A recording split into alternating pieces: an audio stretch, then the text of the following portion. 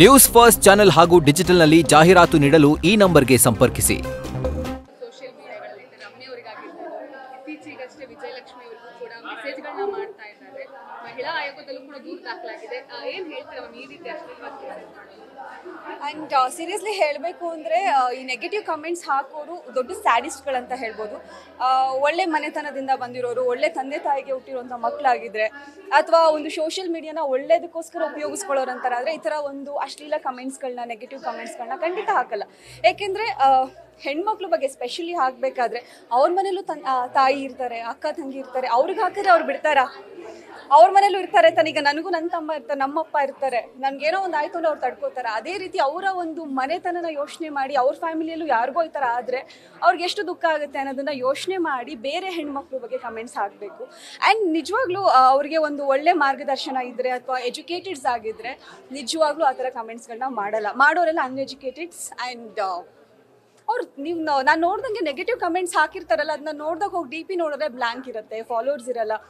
They completely become a ಸ್ಯಾಡಿಸ್ಟ್ಗಳು ಆಗಿರೋದಕ್ಕೆ ಮಾತ್ರ ಅವ್ರು ಆ ಥರ ಕಮೆಂಟ್ಗಳು ಹಾಕೋಕ್ಕೆ ಸಾಧ್ಯ. ದಯವಿಟ್ಟು ಬುದ್ಧಿ ಕಲ್ತ್ಕೊಳ್ಳಿ. ಯಾಕೆಂದರೆ ಸೋಷಿಯಲ್ ಮೀಡಿಯಾ ಇರೋದು ಒಳ್ಳೇದಕ್ಕೋಸ್ಕರ. ನೀವು ಹೆಂಗೆ ತೊಗೋತಿರೋ ಹಂಗೆ ಅದು ಉಪಯೋಗ ಆಗುತ್ತೆ.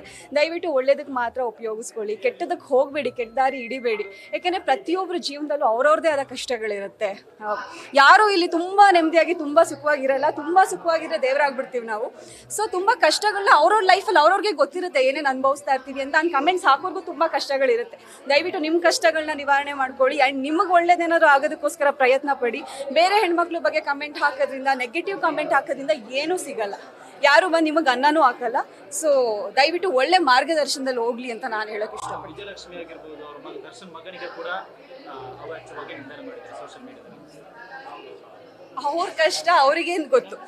ನೋಡ್ತಾರೆ ನಮಗೂ ಕಣ್ಣಲ್ಲಿ ನೀರು ಬರುತ್ತೆ. ಬಿಕಾಸ್ ಅವರೆಷ್ಟು ಒಂದು ನೋವಲ್ಲಿದ್ದಾರೆ, ಎಷ್ಟು ಕಷ್ಟಗಳನ್ನ ಅನುಭವಿಸ್ತಾ ಇದ್ದಾರೆ ಅಂತ ನೋಡ್ತಿದ್ರೆ ನಮ್ಮ ಕಣ್ಣಲ್ಲೇ ನೀರು ಬರ್ತಿರುತ್ತೆ ಅವ್ರ ಪರಿಸ್ಥಿತಿ ನೋಡಿದಾಗ. ಸೊ ದಯವಿಟ್ಟು ಇನ್ನೊಬ್ರು ಮನಸ್ಸು ನೋಯಿಸಕ್ಕೆ ಹೋಗ್ಬಿಡಿ ಆ ಥರ ಕಮೆಂಟ್ಸ್ಗಳನ್ನ ಹಾಕಿ. ಏನೋ ಗೊತ್ತಿಲ್ಲ, ಎಲ್ರಿಗೂ ಒಂದೊಂದು ಬ್ಯಾಡ್ ಟೈಮ್ ಅನ್ನೋದೊಂದು ಬಂದ್ಬಿಡುತ್ತೆ. ಅದು ಗೊತ್ತಂತೂ ಬರುತ್ತಾ, ಗೊತ್ತಿಲ್ಲದೇನೋ ಬರುತ್ತಾ ನಮಗೆ ಗೊತ್ತಿಲ್ಲ. ಏನೋ ಒಂದು ಕೆಟ್ಟದಾಗ್ಬಿಟ್ಟಿದೆ, ಅದಕ್ಕೆ ನಿಂದಿಸೋದು, ಅವಮಾನ ಮಾಡೋದು, ನೆಗೆಟಿವ್ ಕಮೆಂಟ್ ಹಾಕೋದು ದಯವಿಟ್ಟು ಬೇಡ. ಎಲ್ಲೋ ಏನೋ ಆಗಿರೋ ತಪ್ಪಿಗೆ ಯಾವುದೋ ಒಂದು ಹೆಣ್ಣನ್ನು ದೂಷಿಸೋದ್ರಿಂದ ಏನೂ ಸಿಗಲ್ಲ. ದಯವಿಟ್ಟು ಈ ಥರ ಮಾಡಬೇಡಿ ಅಂತಲೇ ನಾನು ರಿಕ್ವೆಸ್ಟ್ ಮಾಡ್ತೀನಿ.